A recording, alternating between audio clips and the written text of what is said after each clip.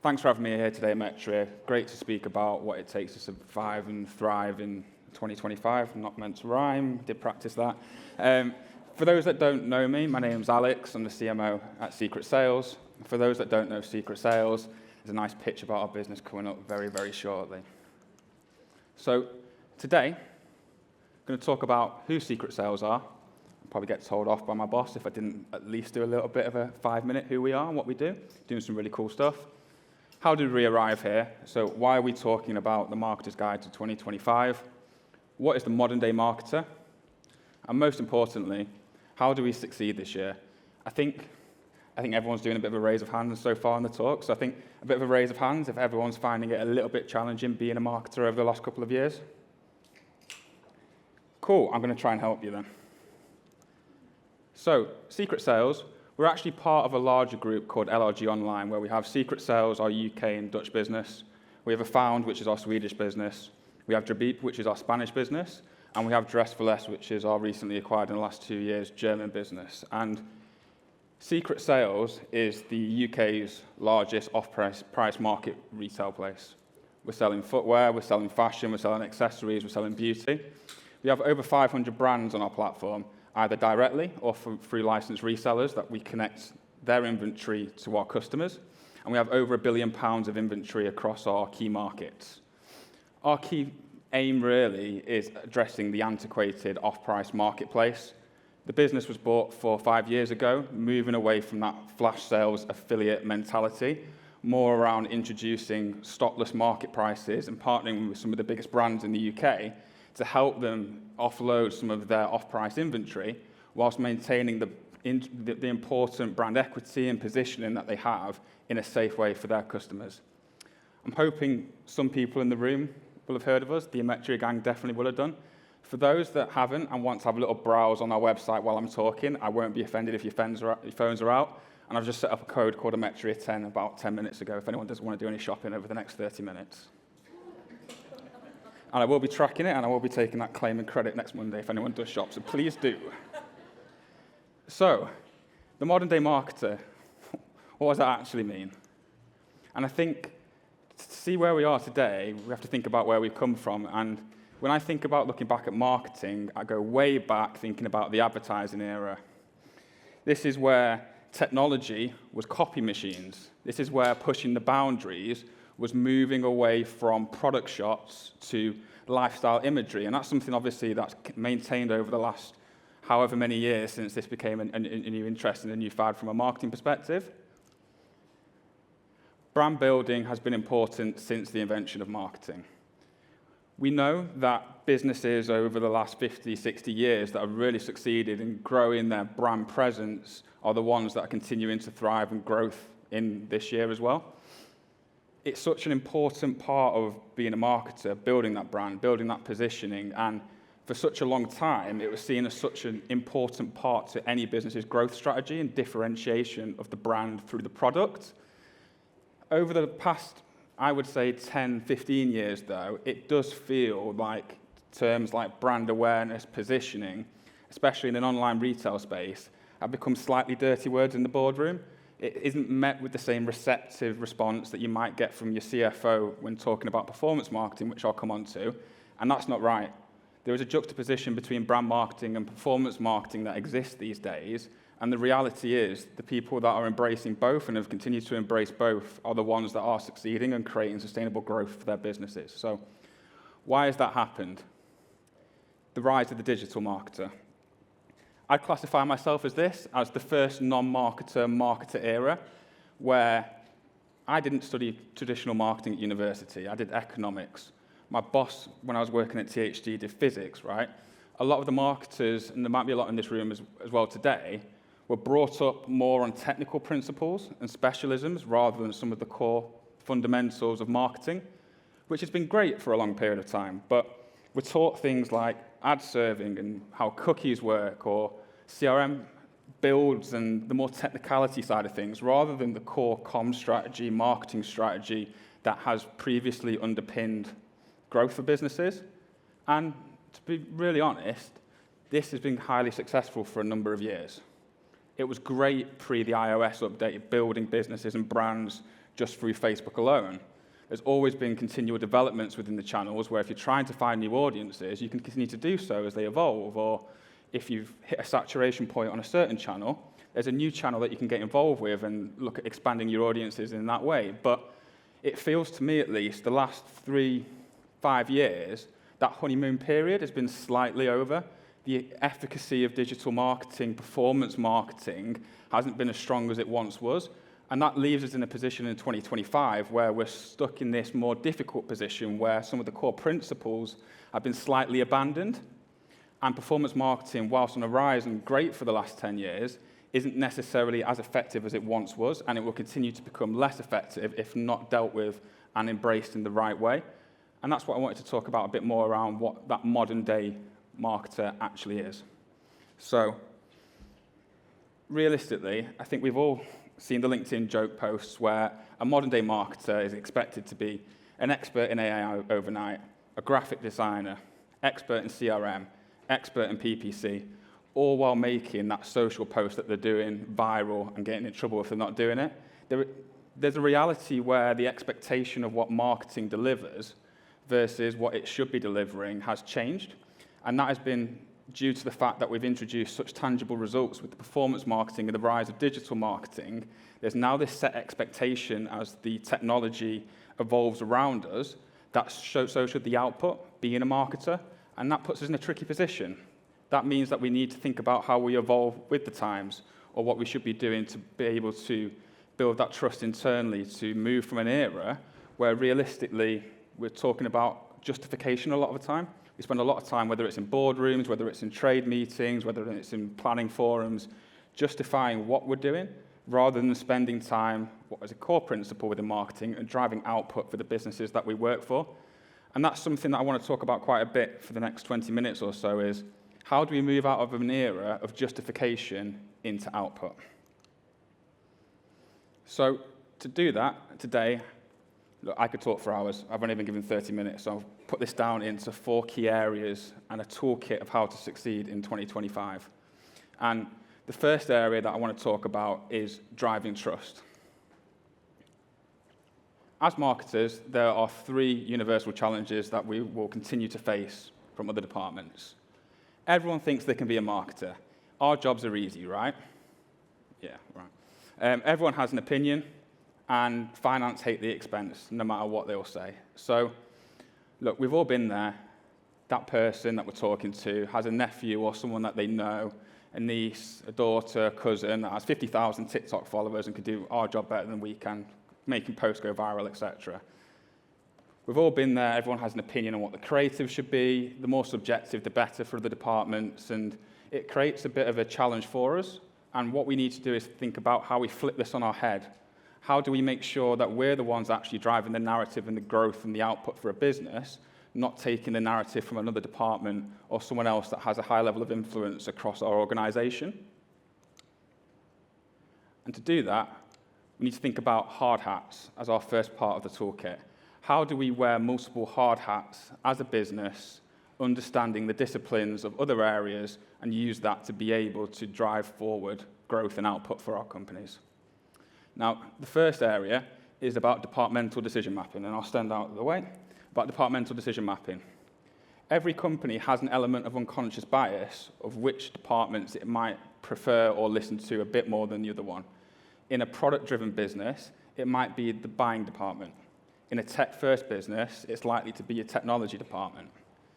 In a lot of companies, it's also your finance department. So one of the key first things to do is to really start to map the decision makers across your business and understand who they are at different levels. The second thing to do is to start to build your own competency around their departments and understanding of what's important to them and how you can create allies or to better drive output for their areas. So if I take finance as an example, being marketers, get a good understanding of how their month-end processes work, the role of accruals, the role when it comes to cash flow. Make sure you're understanding their key KPIs and working with them around that to make sure that you're moving in a direction that you can start to enforce cross-departmental contribution. And this is where you'll start to demonstrate value. And You'll build social credit in two ways. One will be a sustainable growth of your own social credit as you're driving trust with the other areas by learning their core competencies.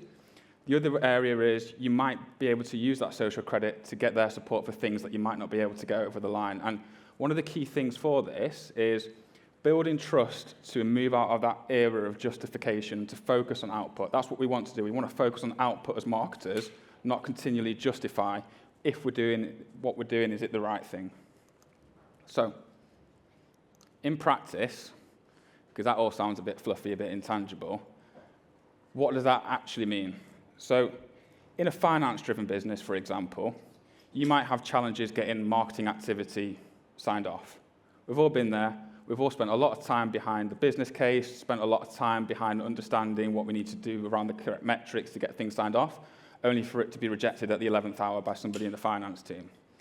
We've had this challenge quite a lot in the previous role, but what we also identified was there was a lot of smart, hungry individuals sat at a more junior to mid-level within finance that wanted to progress, they wanted to learn, and they were really interested about what marketing meant for the business. So what we did is we understood what was important to them as well, their KPIs, the things that they needed to succeed in their roles, to get promotions, to be in a position that they're happy to be in. And by that, we also started to educate them across some of the core marketing principles so that they got a better understanding, but also an appreciation of what we did to drive growth for that business. And what that meant was, rather than an ad hoc process where we were struggling to get things signed off and it was painful when it came to anything from a marketing and a finance point of view, we created from our side a new finance process for sign-off, which allowed us to, on a weekly or a monthly cadence, get the activity we needed over the line.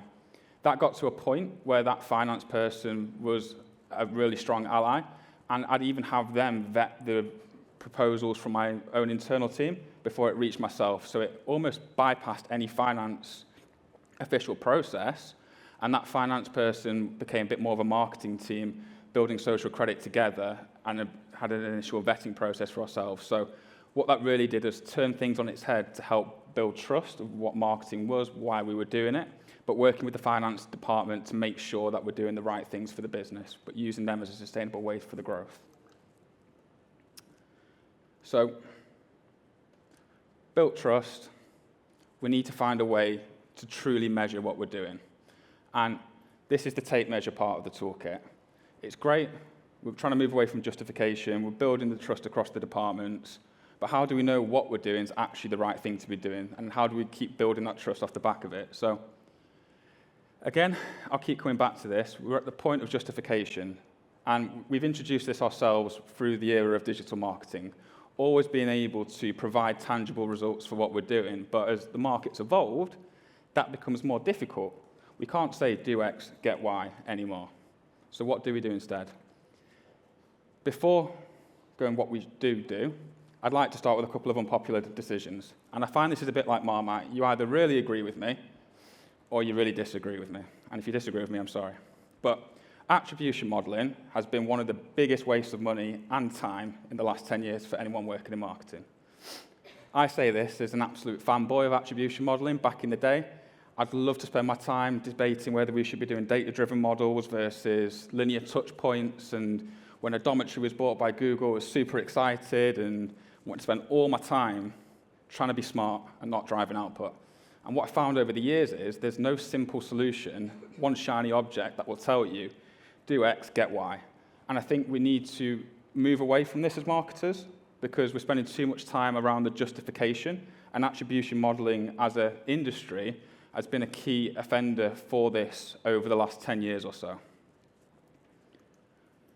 Second unpopular decision, mixed media modeling, asterisk, could be the second coming of attribution modeling. Now, for some people in the room, mixed media modeling has been around for years. It's actually been around longer than attribution modeling. Had a high level of success with this when I worked for Virgin back in the day.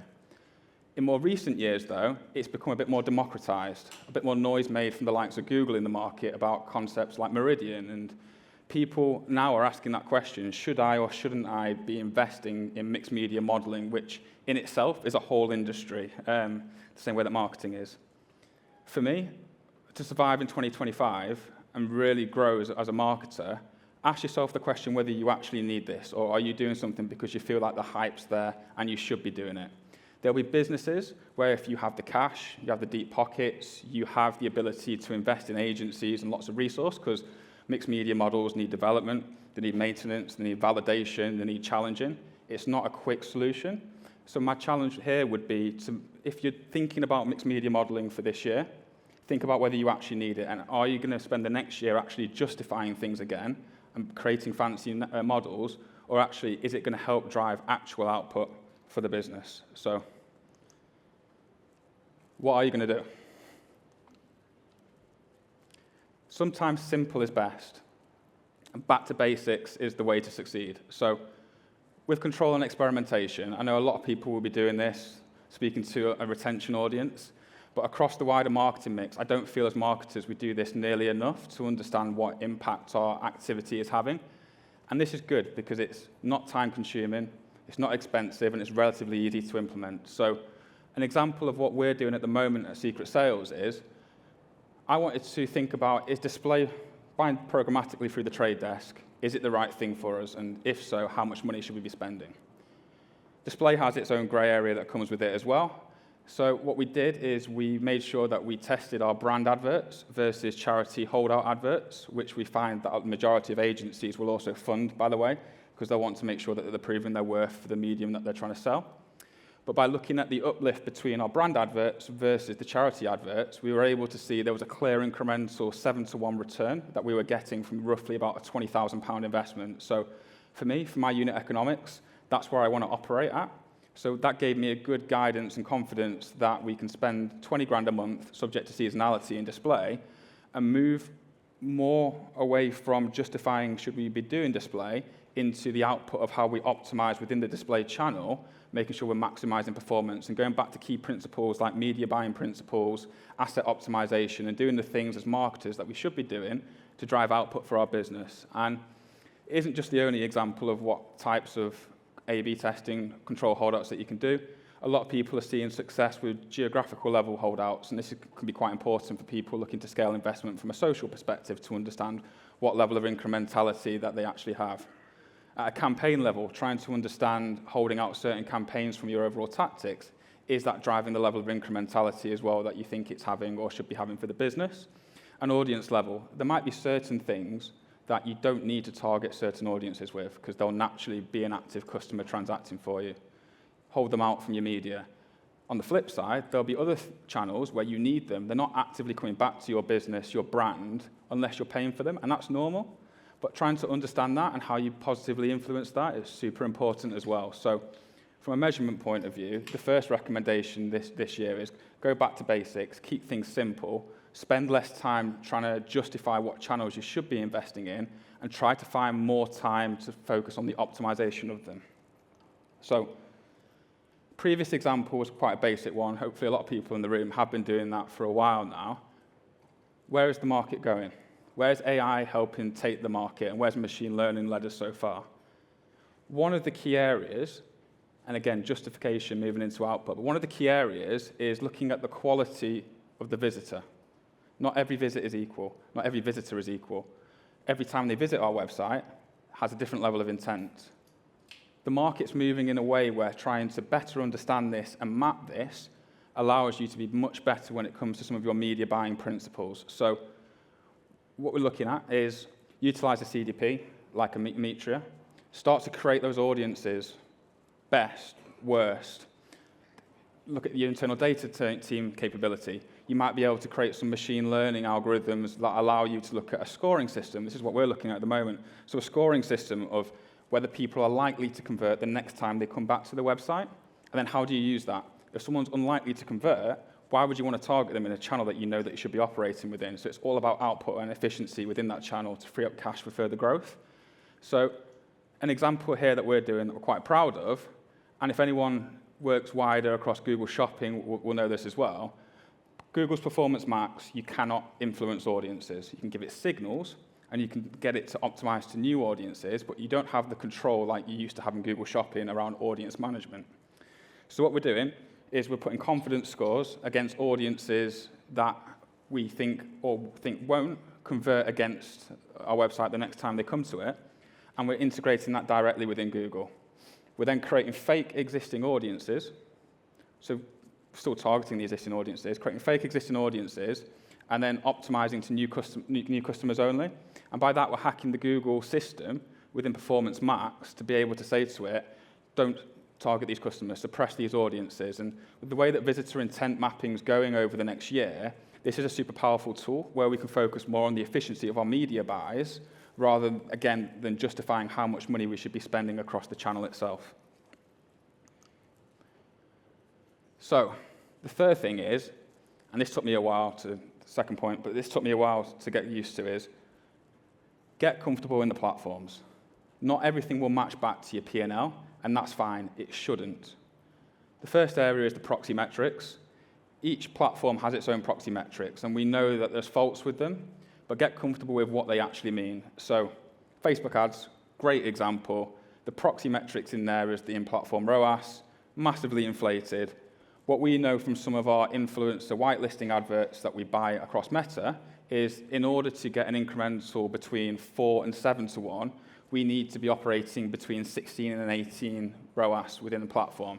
We got comfortable with that. It's not an exact science, nor should it be, but it allows us to continue to focus on the optimization of the channel itself rather than, again, the justification of the buy to begin with. Optimizing data and signals.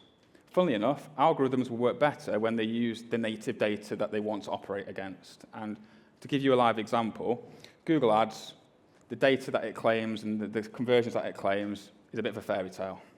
But you optimize towards that data rather than, or as well as your own first-party data, you get better results because it's what the algorithm's trained to learn from. And again, getting comfortable with the fact that it might be massively overstating performance in platform, but using the in-platform data to feed it for better output is super important to succeed in this year. And last but not least, we've moved too far away, in my opinion, away from specialist principle conversations, media buying principles, retention principles, because we're all too focused around trying to justify and tie everything back to a financial P&L. We should still be looking at these things to a degree in isolation from your finances, but more time to be spent on these, the more time you can spend, the better the results that you're going to have. Then, last but not least, on the measurement side, our business metrics are more important than our marketing KPIs. So this is all great, but how many people in the room can really summarize the customer unit economics of their business? How many people can really summarize the proper unit economics of their business and what they should and shouldn't be doing from a marketing point of view? Getting to grips with these is so important. So to talk you through an example, last year we were obsessed with marketing efficiency ratios. Couldn't get enough of it. Hitting trade results, hitting monthly results for the board. Great, good job, Alex, hitting that result. However, whilst that was happening, our new customers that we were acquiring were spending up to 20% more on average than they were doing the previous year, and we were seeing about 2 to 3% improvement on a 30-day retention window. So because we had our head down looking at the wrong business metrics, because it looked great from a financial point of view, what we actually did was missed out on a huge opportunity to acquire customers of a higher quality that were seeing a better payback window than previous years, and we should have invested more into our new customer growth last year than we did. And what that meant was the active base of transacting customers coming into Q1 of this year wasn't as high as I would have liked it to be. So we had to be a bit more innovative in terms of the tactics that we put in place in order to hit our budgets and targets as a business. So the reason I'm saying this is because, again, you learn a lot through trial and you learn a lot through error working within marketing. One of the mistakes we made last year that I would implore people not to make going forward is taking too much of a siloed view of your marketing KPIs and take a step back and really understand what business and customer economics you're driving, because you'll find that you're such an elastic view and lever for the business. It's so important to be able to do this. So to summarize on measurement, please, if you don't listen to anything else today, but listen to one thing, stop investing on attribution modeling. I'm happy to have a debate or argument with anyone after this on this point. For mixed media modeling, it's not for everyone, please be careful, but there are people that it will be relevant for as an industry. Go back to basics, the best understanding in terms of what you're doing, but it's really visitor intent and behavior of where the market is going. And whilst doing that, get comfortable in your platforms and get super comfortable with what business and customer economics you actually drive forward. So, driven trust, get a better understanding of measurement, Interestingly, the two things are symbiotic. The better you get the true measurement, the more trust that you start to build, and vice versa. How do you keep focusing on output? And look, it wouldn't be an event in marketing if we didn't discuss AI. Obviously, a hot topic everyone's been discussing so far. I need to stop saying digital, by the way. Everything we do is digital. It's such an antiquated phrase, saying digital marketer. So AI in marketing. What does it actually do for us?